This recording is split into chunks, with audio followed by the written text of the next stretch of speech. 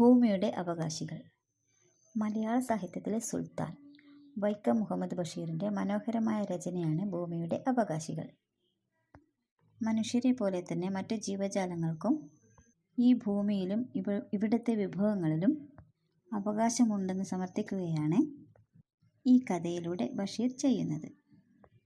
എല്ലാ രചനകളെയും പോലെ തന്നെ വളരെ ലളിതമായി നർമ്മബോധത്തോടുകൂടി എല്ലാവർക്കും രസിക്കുന്ന രീതിയിൽ ഇതിൻ്റെ അവതരണം കാലത്തിനു മുമ്പേ ബഷീർ എന്ന എഴുത്തുകാരൻ സഞ്ചരിച്ചിരുന്നു എന്നതിന് ഉത്തമ ഉദാഹരണമാണ് കാലത്തിനൊപ്പം സഞ്ചരിക്കുന്ന അദ്ദേഹത്തിൻ്റെ കഥ. താൻ വില കൊടുത്തു വാങ്ങിയ തനിക്കു മാത്രം അവകാശമുള്ള പുരയിടത്തിൽ അനുവാദം കൂടാതെ കടന്നുവരുന്ന പക്ഷികൾ, ചിത്രശലഭങ്ങൾ, പാമ്പ്, പഴുതാര, എലി, ഉറുമ്പ് തുടങ്ങിയ ജീവികളെ കൊല്ലാനോ ആട്ടിപ്പായിക്കാനോ നിൽക്കാതെ ഗൃഹനാഥനും അവയെ തുരത്തി ഓടിക്കാൻ അയാളുടെ ഭാര്യയും നടത്തുന്ന ശ്രമങ്ങളാണ് ഈ കഥയിൽ നമുക്ക് കാണാൻ കഴിയുന്നത്. പാമ്പിനെ കണ്ടപ്പോഴും പഴുതാര കടിച്ചപ്പോഴും തനിക്ക് എന്ത് സംഭവിച്ചാലും കുഴപ്പമില്ല, അവയെ കൊല്ലരുത്, അവയും ഈശ്വര സൃഷ്ടികളാണ് എന്ന് പറയുന്ന ഗൃഹനാഥൻ മനുഷ്യന് നേരിട്ട് ഉപകാരമുള്ള ജീവികൾ ജീവിക്കേണ്ടതുള്ളൂ എന്നും ഉപകാരമില്ലാത്തവയെയും അങ്ങോട്ട് ഉപദ്രവിക്കാത്തവയെയും കൊന്നൊടുക്കണം എന്നുള്ള സ്വാർത്ഥതയെയും ചോദ്യം ചെയ്യുന്നു.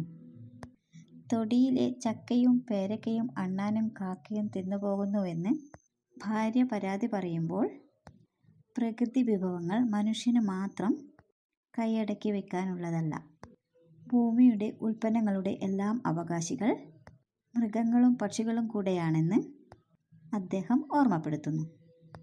തൻ്റെ ജീവിത സൗകര്യം നശിപ്പിക്കുവാൻ വന്ന ജീവികളെ ഹിംസിക്കുവാനും തൻ്റെ കുടുംബം മാത്രമാണ് പ്രപഞ്ചം എന്ന വിചാരത്തിലേക്ക് ചെറുതാകാനും ഗൃഹനാഥൻ തയ്യാറാകുന്നില്ല.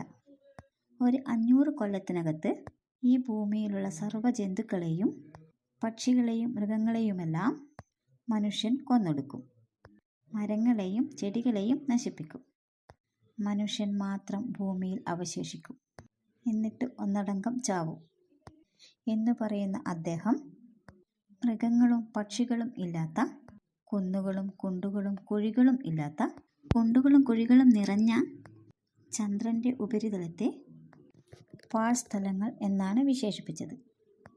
മറ്റു ജീവികളുടെ ആവാസ മേഖലകളിലേക്കുള്ള മനുഷ്യൻ്റെ കടന്നുകയറ്റം ഒട്ടേറെ ജീവജാലങ്ങളുടെ വംശനാശത്തിന് കാരണമായിക്കൊണ്ടിരിക്കുന്നു.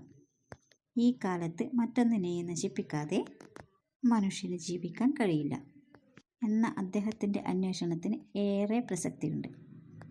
ഓരോ വർഷവും നമ്മൾ ആചരിക്കുന്ന പരിസ്ഥിതി ദിനം, ഭൗമദിനം, പക്ഷി സംരക്ഷണ ദിനം, വന്യജീവി സംരക്ഷണ ദിനം എന്നിവയും ഉദ്ദേശിക്കുന്നത് ഇതുതന്നെയല്ലേ? ഇത് വായിച്ചു തീരുമ്പോൾ നമ്മുടെ മനസ്സ് പറയുന്നത് കേൾക്കാം: ജീവികളായ സർവ്വജീവികളും ഭൂമിയുടെ അവകാശികൾ. അതെ, ഭൂമിയുടെ അവകാശികൾ തന്നെ. നന്ദി.